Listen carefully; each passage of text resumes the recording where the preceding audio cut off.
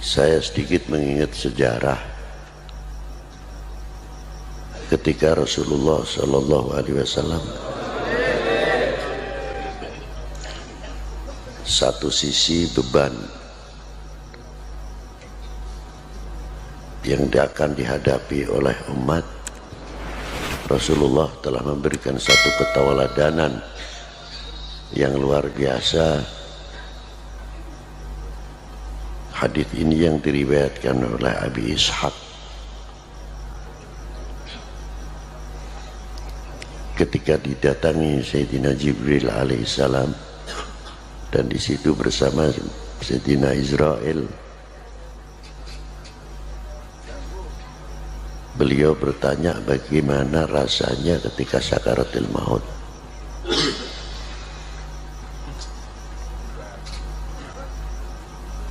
Setelah mendapatkan jawaban bagaimana pedihnya rasanya sakaratul maut yang akan dialami, doa terakhir Rasulullah minta kepada Allah SWT untuk menunjukkan bagaimana rasa tanggung jawab seorang Rasul, seorang pimpinan terhadap umatnya. Beliau mohon kepada Allah, sesakit apapun, sedahaga apapun, selapar apapun ketika sakaratul maut yang akan menimpa kepada umatnya, cukup aku tanggung untuk saya sendiri, jangan sampai terjadi kepada umatnya. Warathah ini telah nyampe kepada para al-warathah, bahwa warathatul anbiya. Jangan dikira orang-orang yang seperti Mbah Maimun itu dikiranya orang merdeka, tidak. Ada khususiyah yang ditanggung beban umat di pundaknya dan dibawa mati oleh beliau.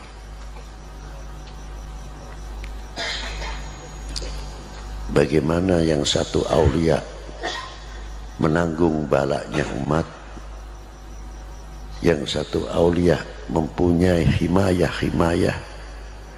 yang luar biasa, termasuk tugas Mbah Maimun Zubair ini bagian yang hamlul bala di Indonesia. Itu tugas beliau. Beruntunglah orang-orang yang mau mengambil ilmu walau kana harfan dari beliau. Allah yanfa'una min barakatihim. Itu yang penting.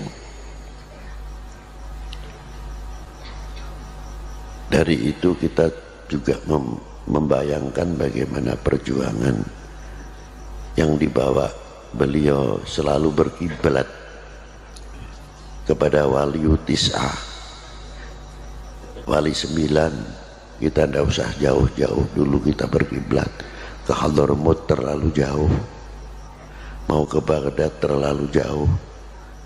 Cukup di Indonesia ini bagian Hadramiyah, bagian Baghdadiyah, bagian sumber-sumber tasawuf itu telah komplit di Indonesia.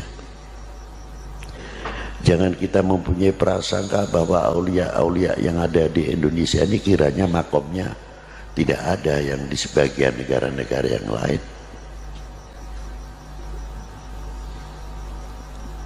Qutbil Ghath yang ada di Indonesia ini lebih daripada 80 orang.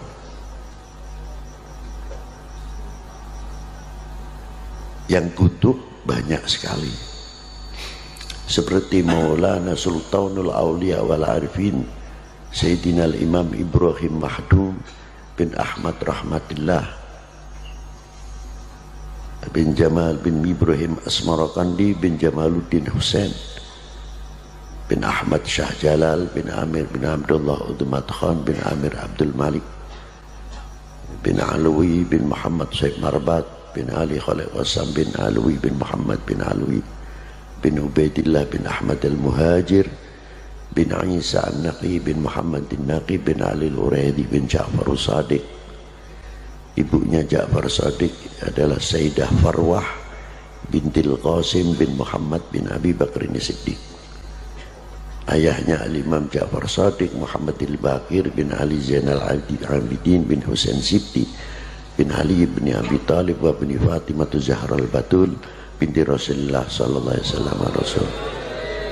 Jadi aulia wali tis'ah khususnya yang ada di Indonesia, dzurriyyah Azim Ali, dzurriyyah Sayyidina Imam Abu Bakar Siddiq, dzurriyyatul Fatimah, dzurriyyah Sayyidina Muhammad sallallahu alaihi wasallam.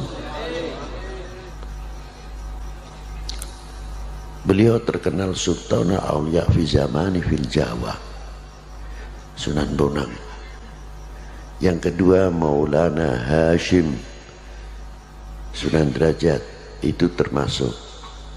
Yang ketiga Maulana Syarif Hidayatullah Sahib Jabal Jati, itu payungnya Indonesia, himayatul Indonesia, diantara dipegang sampai sekarang oleh beliau 3 hal.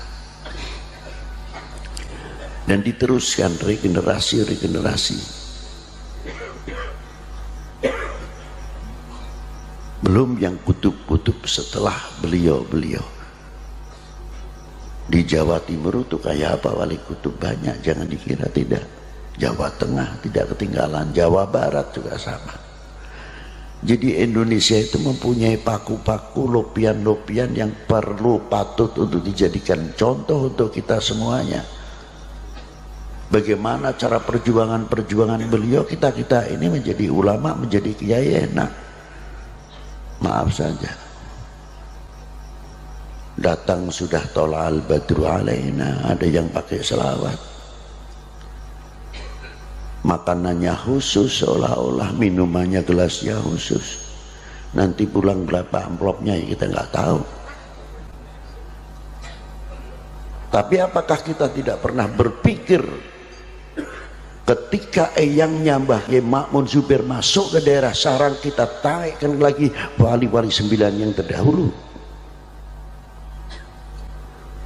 Apa dianggapnya wali-wali dahulu enak seperti kita sekarang ini? Menghadapi orang yang belum mengerti beriman, yang belum mengerti bersuci, kencing pun belum tentu ngerti cebok. Bagaimana yang dihadapi masih separuh telanjang dan lain sebagainya. Dengan tabah dan sabarnya, karena selalu mengharapkan orang itu baik, mendapat taufik wal hidayah dari Allah Subhanahu wa taala. Kita sudah pernah berhadapan yang begitu? Tidak. Jangan kita jadi umat ini ahli madahil kubur. Wah, dulu Mbah Maimun masih hidup, tapi sayangnya Mbah Maimun, sayangnya antar pro dan kontra biasa. Tapi setelah meninggal, gak ada orang kayak Mbah Maimun Zubair. Ya wajar, itu namanya madahil kubur. Ngalem nek wis ning jero kubur ya biasa, lengganan, gak kaget model gitu. Nah, apakah kita ini akan menjadi golongan madahil kubur? Waktu zaman Sunan Kalijogo, coba waktu kita hidupnya, wali kok orjenan, wali kok main gending, katanya wali kok begini. Yang ngukur wali itu siapa? Sirullah yang diberikan kepada beliau. Seandainya kita hidup di zaman Sunan Kalijogo, mungkin orang paling ingkar kepada Sunan Kalijogo. Alhamdulillah kau tidak jumpai Sunan Kalijogo. Yang sekarang mengatakan Sunan Kalijogo, Masya Allah, wah, Masya Allah, luar biasa, sudah mati, tidak menangi kon negaraku. Bodoh. Dan bagaimana aulia-aulia terdahulu, bagaimana para beliau-beliau merintis, diteruskan oleh pewaris wali 9, mengajarkan arkanul wudu, mubtilatul wudu, arkanus sholah, mubtilatus sholah, nawakidus wudu, dan lain sebagainya. Dan memberikan satu contoh kiai-kiai kita di pegunungan-pegunungan. Tidak cukup dari itu saja, bagaimana para beliau merintis, membawa beliau murid-muridnya dengan tenaganya sendiri, dengan ongkosnya sendiri, dengan keuangannya sendiri. Bahkan santri yang ikut beliau tidak pernah mendapatkan sangu dari kedua orang tuanya, dijamin, ditanggung oleh para ulama-ulama kita, dikenalkan kepada para ulama, dikenalkan para habaib. Kita tahu selaku ahlul bait tinggal dicintai, tinggal didemeni, teko diambung tangane. Maaf, bukan saya mengkritik, datang tinggal cium tangan. Yang kebetulan ada rezekinya, kita dapat rezeki dari para muhibbin. Jasa siapa itu semuanya? Jasa dari bagian seperti Mbah Maimun. Tapi sekarang kemana Mbah Maimun? Itu tanggung jawab kita bersama untuk membangkitkan berapa ribu Mbah Maimun supaya hidup di Indonesia ini menjadi penenang umat, menjadi penyejuk umat, seterusnya dan seterusnya. Wassalamualaikum warahmatullahi wabarakatuh.